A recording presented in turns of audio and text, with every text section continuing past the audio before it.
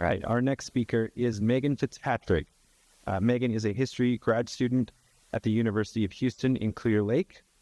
She received an associate's degree in general studies from the San Jacinto College and a bachelor's in history from the University of Houston Clear Lake while maintaining a 4.0 GPA. Meagan taught world history at Sam Rayburn High School, including AP and special education courses during the COVID-19 pandemic, before returning to UHCL to pursue her master's degree. She is treasurer of the History Club at UHCL and hopes to become a community college professor focusing on 20th century U.S. history. Her talk today is sponsored by the Bryan Museum, and it is entitled, They Don't Know the Part About Us, Orphan Survivors and the 1900 Galveston Storm. Welcome, Meagan. Showing effort in love. The sad. What? That's actually built. I think that's good. Alright, hello. Thank you for having me, and thanks to the Bryan Museum, especially for sponsoring my talk. I appreciate that. So, without further ado, I'll go ahead and get started. Queen of the waves rang in the night against the bellowing wind and raging sea. 93 orphans crowded the girls' dormitory, singing their beloved hymns as pummeling waves beat against the outer walls. 10 sisters of faith, longing to protect their innocent charges, tied clothesline to the children like precious beads on a chain, then secured each line to their own waists. The nuns held the children close, trying to quell their terror, but the storm waters burst in, the orphanage collapsed, and the singing stopped. When morning light shone on Galveston Island on September 9th, 1900, it revealed devastation beyond comprehension. A Category 4 hurricane of unbridled ferocity had decimated the Texas coast the night before. At its peak, the storm surge reached 15 feet on an island less than 9 feet above sea level. Wind speeds reached 145 miles per hour, ripping roofs off of buildings and turning fragments of wood and glass into shrapnel. Powerful tide waters had swept through the city, seizing buildings, people, and all manners of debris. The storm left over 3,000 homes leveled, $30 million worth of damage, and an estimated 8,000 people dead. It remains the deadliest natural disaster in U.S. history. Dazed and despondent survivors picked their way through the wreckage of their city. The beach where St. Mary's Orphan Asylum once stood was now swept clean, save for a few scattered bricks.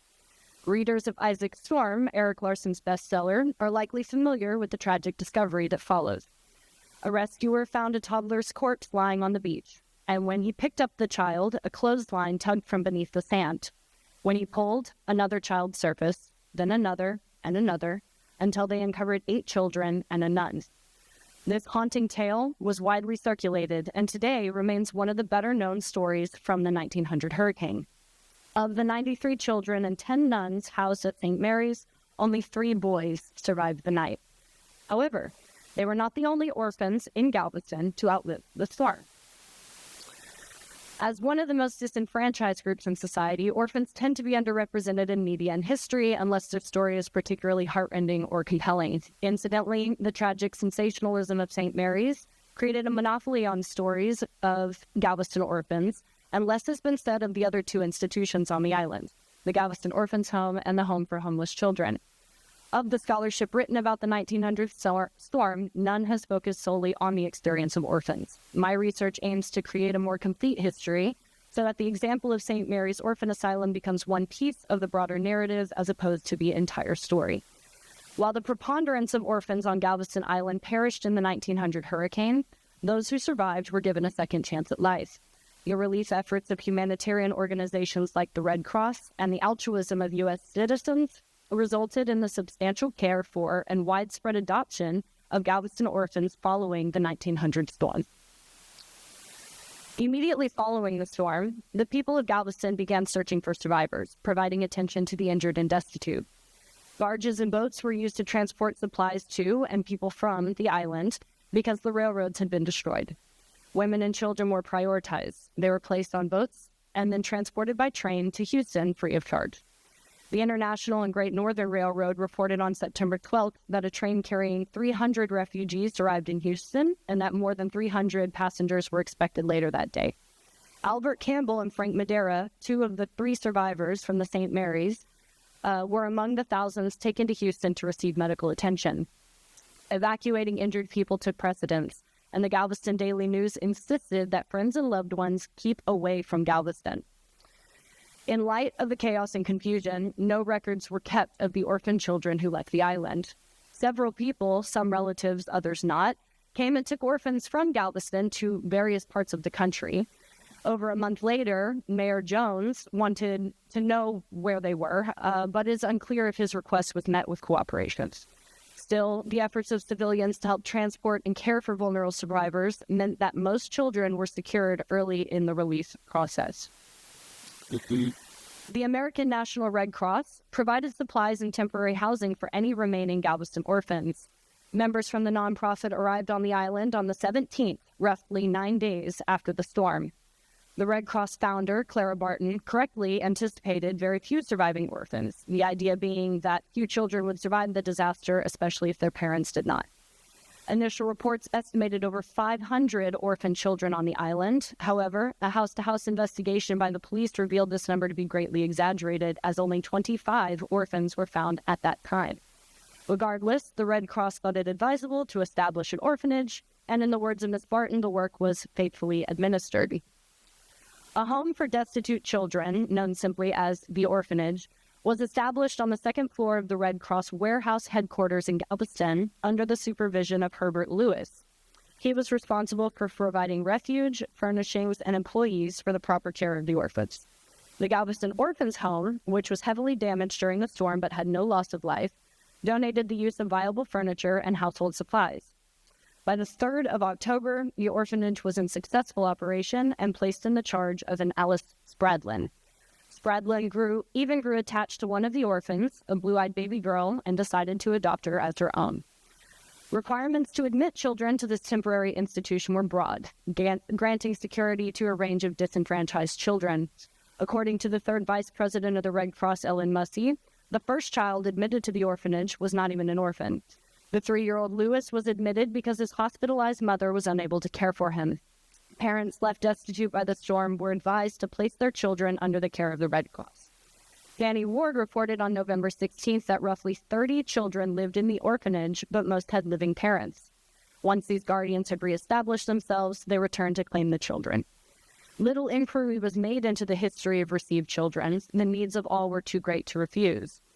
The only stipulation maintained was that whoever sought admission for a child must agree to relieve them of its care whenever called upon to do so. This contingency assured that no child would be left without a guardian should the orphanage close, reinforcing the temporary nature of the institution. In addition to providing refuge, the Red Cross Orphanage organized potential adoptions. Many children had living parents, but others were orphans in need of permanent homes. Adoptions were arranged by R.L. Neal, a former Galvestonian and representative from the Children's Aid Society of New York. Large numbers of applications were received throughout the country, and the children whom Neal could secure legal control over were relocated to family homes under the supervision of the society. A committee investigated applications before approval and presumably followed up on adoptees to ensure their new homes were genuine. While the exact number of children adopted through the Red Cross is unknown, every successful adoption was considered a victory. On December 16th, operations at the orphanage came to an end. The furniture was given to the Orphan Asylum Association of Galveston, and remaining supplies were given to those in need. All children, roughly 28 in number, departed the institution either to new homes or to the care of those charged with them. While the Red Cross was working diligently to relieve Galveston, citizens from across the country rallied to support the devastating city and its homeless children. News of the deadly storm circulated quickly, resulting in an outpour of donations, support, and sympathy. Opportunities for adoption rose as people from all over the United States wrote letters and newspaper ads requesting to adopt homeless children from cities damaged by the storm. Orphan children were sent around the nation, either to extended families, other orphanages, or to new homes. In general, race, age, and gender were factors for adoption, and requests came from all over the country. On September 26th, an E.H. Bates wrote a newspaper ad for an old Negro living in Hammond, Texas, with over 200 acres of land, and wanted to adopt 2 colored boys between the age of 8 and 12. As with the orphan train movement in the late 1800s, older boys tended to be adopted quickly for use on farms. But following the storm, requests for babies and girls also occurred.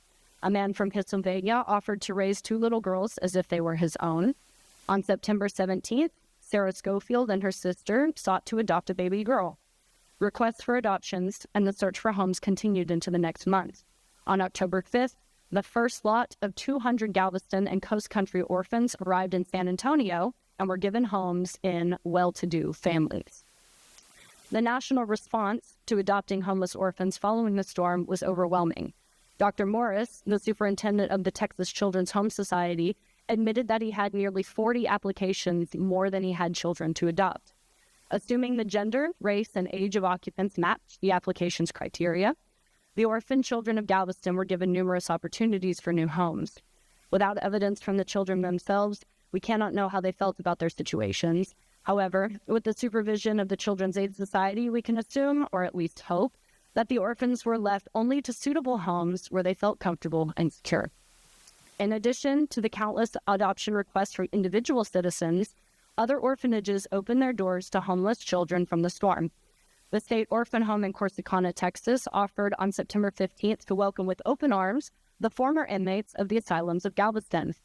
R.C. Buckner, Baptist minister and founder of the Buckner Orphans Home in Dallas, was one of the earliest arrivals following the storm, reaching Galveston on September 12th. Buckner's priority was the now homeless residents of the wrecked Galveston Orphans Home. While the building itself was heavily damaged in the storm, the children inside were unharmed. Buckner brought these children, roughly 26 in number, back to Dallas, first to a children's hospital and then to his orphanage. The Buckner Orphan Home offered to take in over 70 more children should the need arise. The willingness of orphanages in Texas to admit homeless children from the storm mitigated the task required of relief workers, and the few children who remained on the island were housed in the temporary Red Cross orphanage, and relief efforts could then focus wholly on the needs of other survivors. Although the exact number of children orphaned by the storm is unknown, the large number of applications and requests for adoptions received suggests that most, if not all, orphans were placed in new homes within 2 months of the storm. Once the survivors themselves were secure, the next goal was financing and rebuilding the institutions that would house any remaining or future Galveston orphans. The 1900 storm devastated Galveston, but the island and its people were tenacious and resilient. In the years following the storm, the city would rebuild its structures, raise the entire island, and construct a protected seawall. The Galveston Orphans Home and the Home for Homeless would also rebuild. According to John Seeley, treasurer of the Central Relief Committee to Galveston, $50,000 went to restoring the Galveston Orphan Home, and $15,000 went to reconstructing the Home for Homeless Children. The funds for the Orphans Home came from a charity bazaar at the Waldorf Astoria Hotel in New York City, sponsored by newspaper publisher William Randolph Hearst. With this donation, the Orphans Home was rebuilt from its original structure and rededicated on March 30th, 1902. Today, the building houses the Bryan Museum, which features an exhibit dedicated to the orphanage and the children who once lived there. The Home for Homeless, located at 37th Street and Avenue R, was destroyed in the storms. Initial reports claim that 13 children and 3 matrons drowned in the flood. The number of occupants at the time of the storm is unknown, but according to the 1900 federal census taken in June, 39 children were listed as living in the House for Homeless Children in Galveston's 7th Ward. After the storm, the women managers acquired new property at 16th Street and Avenue K to continue their work. In 1912, philanthropist Morris Lasker gave the home $15,000 for expansion and renovation, renaming the institution the Lasker Home for Homeless Children until 1984, when all of Galveston's orphan facilities merged to become the Children's Center Incorporated. Due to a lack of representation in relief efforts, Black institutions received fewer funds for their dependents than whites, and the Holy Rosary School and Home for Colored Orphans, which took in Black orphans after the storm, only received $1,000 from the Central Relief Committee.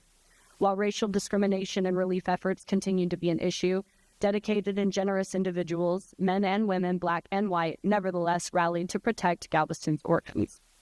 It didn't take a Category 4 hurricane and the deaths of 8,000 civilians for the nation to rally around orphan children, but it did. Today, domestic adoptions no longer involve traditional orphanages, which the foster care system has since replaced. But the need to support these children is still here, as it was 124 years ago. As for the 1900 storm survivors whose stories have yet to be told, we should continue to wonder. Miss Bradlin and Mr. Lewis of the Red Cross, having traveled the coastline looking for orphan survivors, once pondered what became of 5 children whose father managed to save them from the storm. "I wonder about those 5 children now," said Spradlin. All Lewis could reply was, "I wonder." Wondering when faced with uncertainty is essential. Curiosity keeps us from forgetting. Thank you.